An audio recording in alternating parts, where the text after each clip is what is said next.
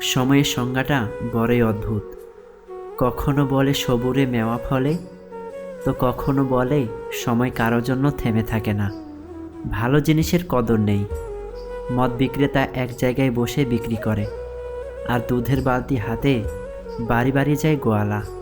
ছোটোখাটো ভুলের জন্য যে চিরদিনের মতো ছেড়ে চলে যায়, ভালোবাসা তো দূরের কথা, সে কখনো পাশে থাকার যোগ্য ছিল না। একটা সম্পর্কে দু ধরনের মানুষ থাকে, একজন অপেক্ষা করায় আর একজন অপেক্ষা করে। টাকা এক অদ্ভুত জিনিস, থাকলে সকল সমস্যার সমাধান করে দেয়, আর না থাকলে আপনদেরও পর করে দেয়। বেশি রাগ নিয়ে জীবনযাপন করলে তুমি কখনো সুখী হতে পারবে না, কারণ রাগ সব কিছু কেড়ে দেয় না। মাঝে মাঝে তোমাকে চুপ করে যেতে হবে। ব্যাপারটা এই নয় যে তুমি তার কথার উত্তর দিতে পারছো না, ব্যাপারটা আসলে এই যে তোমার কথা বোঝার মতো ক্ষমতা তার নেই। যা কিছু নিয়ে মন চিন্তা করতে বাধ্য হয়, কিছুতেই ছাড় পায় না, তাকেই বলে দুশ্চিন্তা।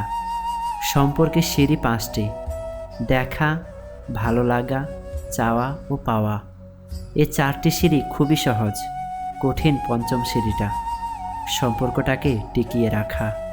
তোমার কর্ম আর ব্যবহারই তোমার পরিচয়, না হলে একই নামের মানুষ তো হাজারো আছে এই পৃথিবীতে। সফলতা পেতে হলে ব্যবহারে বাচ্চা হও, কর্মে যুবক হও এবং অনুভবে হও বৃদ্ধ। স্ত্রীর যে কাজে স্বামীরা গরিব হয়ে যায়: 1. স্ত্রীর মানুষকে ঠাট্টা উপহাস বা হেই মনে করার অভ্যাস থাকলে। 2. মিথ্যে কথা বলার অভ্যাস থাকলে। 3. স্ত্রীর আয়ের থেকে ব্যয় করার প্রবণতা বেশি থাকলে। 4. সংসারে বোঝাপড়া না থাকলে। তবে মনে রাখা জরুরি, কোনো মেয়েই চায় না তার স্বামী গরিব হোক, কিছু ব্যতিক্রম ব্যতীত। মিউজিক বদলালে যেমন মানুষের নাচের ধরন বদলে যায়, ঠিক তেমন স্বার্থ আসলে মানুষের ব্যবহার ও কথা বলার ধরন বদলে যায়। প্রশংসা না করলে কেউ খুশি হয় না, আর মিথ্যা না বলে কারোর প্রশংসা করা যায় না। মনের মধ্যে জায়গা করতে লম্বা সময় লাগলেও মন থেকে উঠে যেতে লাগে কয়েকটা মিনিট মাত্র। এত চিন্তা কিসের? যিনি এই দেহে প্রাণ দিয়েছেন তিনি হয়তো কিছু ভেবে রেখেছেন। খারাপ সময় পেরিয়ে ভালো সময় আসবেই। লোকের কাছে খারাপ হতে চাও? তাহলে সময়ে উচিত কথা বলো। যে হারাবার সে হারাবেই, মাঝখানে আপনার জীবনটাকে এলোমেলো করে দিয়ে যাবে। নয়ন জলে ভাসিয়ে দু চোখ কাঁদছো কেন তুমি? চেয়ে দেখো, তোমার পাশে দাঁড়িয়ে আছে আমি। তোমার চোখের এক ফোঁটা জল পড়বে না কো নিচে, যতদিন আমি বন্ধু থাকবো তোমার পাশে। এত এফোর্ট দেওয়ার পরেও যাদের কাছের করে পাওনি, তাদের ফিরে আসার অপেক্ষা করা বোকামি। যে মানুষটা ভালোবাসা ছাড়া আর কিছু চায় না, তাকে পাওয়াই হলো জীবনের সবচেয়ে বড় অর্জন। মন খারাপগুলো উড়িয়ে দেই, কিন্তু ওদের শিকড় আছে, সেই টানেই ফিরে আসে। ভালো লাগাগুলো বড্ড স্বার্থপর, ক্ষণিকের সুখ দিয়েই মিলিয়ে যায়।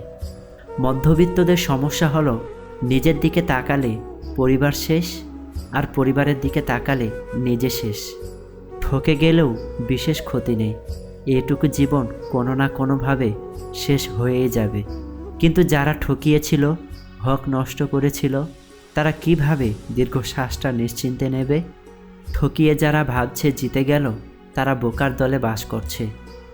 বর্তমানে টাকা হচ্ছে মেরুদণ্ড, শিক্ষা হচ্ছে কারাদণ্ড, আর সত্য কথা বলা মানুষের মৃত্যুদণ্ড।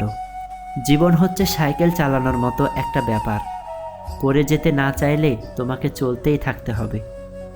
জীবন তো তখনই কঠিন হয় যখন বাঁচতে ইচ্ছে করে না, তবুও বাঁচতে হয়। সুন্দর শরীর অথবা মিষ্টি কথা শুনে কার ভেতরে কি আছে সেটা বোঝা যায় না। ময়ূরকেই দেখো না, তাকে দেখে কে বলবে যে সে সাপ খায়? 3টে জিনিস তোমার মধ্যে থাকলে তোমার পতন নিশ্চিত: 1. হিংসা, 2. অহংকার, 3. মিথ্যা কথা। যে মহিলারা স্বামীর উপর চেঁচিয়ে কথা বলে, তারা আসলে সংসার জীবনে কোনো দিনও সুখী হতে পারে না। ভালো মানুষগুলো সবাইকে বিশ্বাস করে ঠকে, আর খারাপ মানুষগুলো সবাইকে অবিশ্বাস করে ঠকে। কথা দিয়ে কথা রাখার চেষ্টা করুন, না হলে আপনার ওপর থেকে লোকের বিশ্বাস উঠে যাবে। নদীর কাছে কোনো নকশা নেই যে সাগর কোথায়, তবুও নদী বইতে বইতে একদিন সাগরের কাছে পৌঁছেই যায়। তেমনি ভালো কর্ম করে যান, একদিন না একদিন সফলতায় পৌঁছাবেন। বিশ্বাস আর সম্পর্কের মধ্যে বন্ধুত্ব গভীর। যেখানে বিশ্বাস নেই সেখানে সম্পর্কও নেই, আর যেখানে বিশ্বাস আছে সেখানে সম্পর্কও আছে। কষ্ট না থাকলে যেমন জীবন মানে কি বোঝা যায় না, ঠিক তেমনি মানুষের সাথে না মিশলে মানুষ চেনা যায় না।